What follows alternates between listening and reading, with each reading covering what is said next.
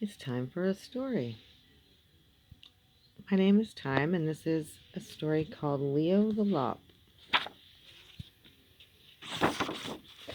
written by Steven Cosgrove, dedicated to Wendy James, the memory of the real Leo the Lop and a filly called Flutterby.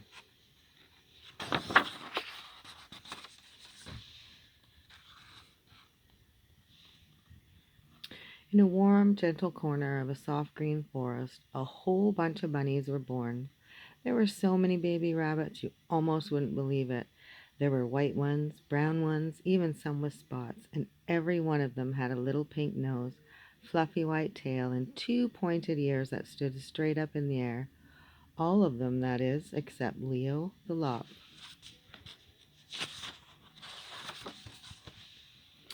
Now, it wasn't that Leo didn't have a little nose or a fluffy tail, for he did. What he didn't have was ears that stood straight up in the air. Instead of standing up, they hung straight down. That really didn't matter to Leo because he thought he was just as normal as could be. Besides, he couldn't see his ears anyway.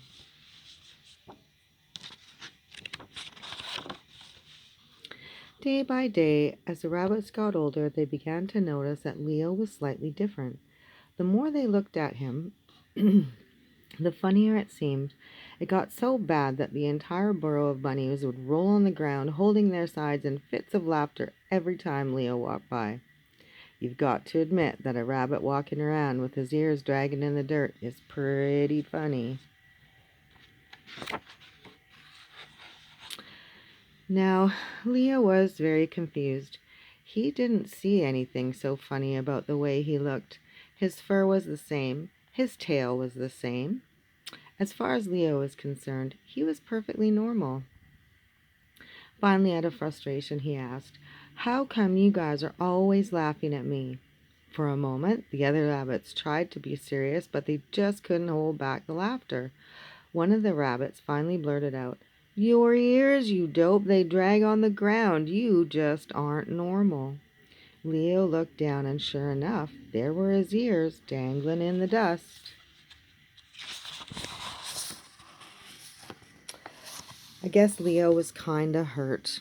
He really didn't feel any different than the other rabbits, but because his ears hung down instead of up, he just wasn't normal. He thought, all I need is to exercise a little bit and my ears will stand up just like all the normal rabbits.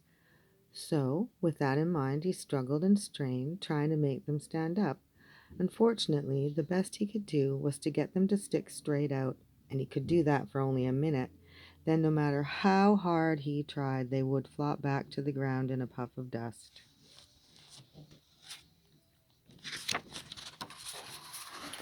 Well, thought Leo, that didn't work.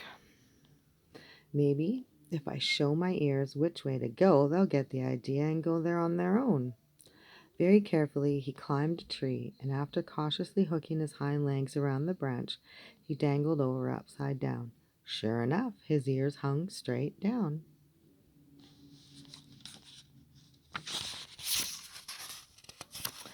Leo must have hung that way for nearly an hour when a voice made him look around. "What you doing that for?" spoke the voice. Leo looked around, and there, right before him, hanging on the other branch, was a possum. "Well," said Leo, feeling a little foolish, "I'm hanging upside down so my ears will learn which way they're supposed to go so I can be a normal rabbit." "What's normal?" asked the possum. "Before, when I saw you on the ground, your ears looked normal. Now they look upside down." Leo thought and thought. And he didn't have an answer.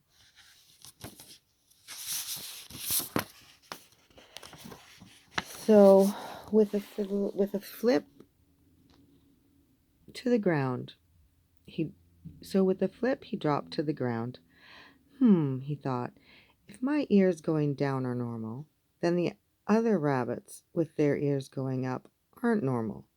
The more he thought about the other rabbits, the funnier it became.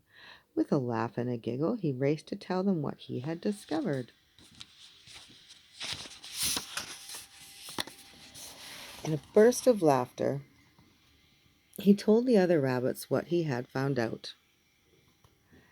At first, they didn't know whether to believe him, and then they started to look at one another and realize Leo could be right.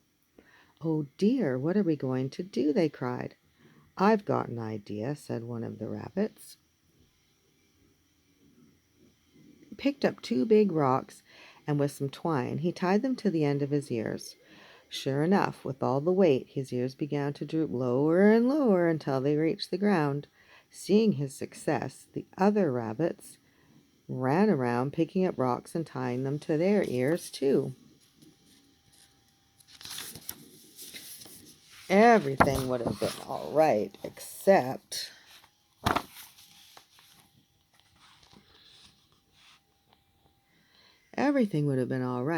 for one small problem.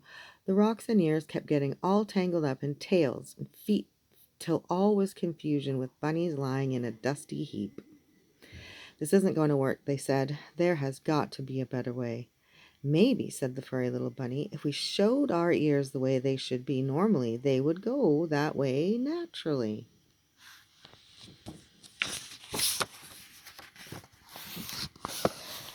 So they all very carefully climbed a tree, and after tying their ears to the branch, they gently hooked their legs and swung over, hanging upside down.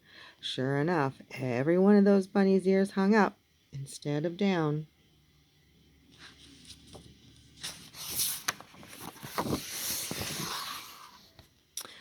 They must have hung that way for a very long time, when a voice made them look around. "What you doing that for?" asked the voice. They looked, and right before them, hanging from a branch, was that very same possum. "Well," they said, feeling a little dumb, "we're hanging this way so our ears will be normal like Leo's." "What's normal?" asked the possum.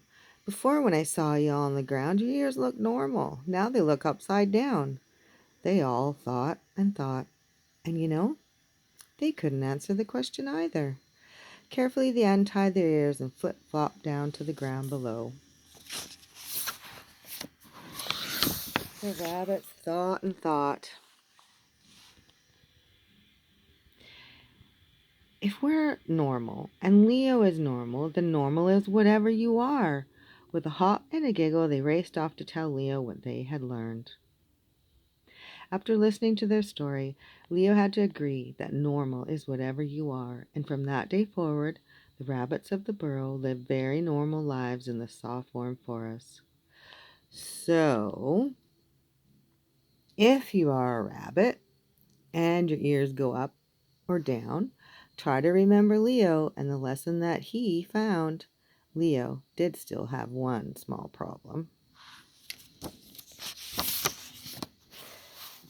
His ears always drooped in his soup. Normal is whatever we are. Have a fabulous day.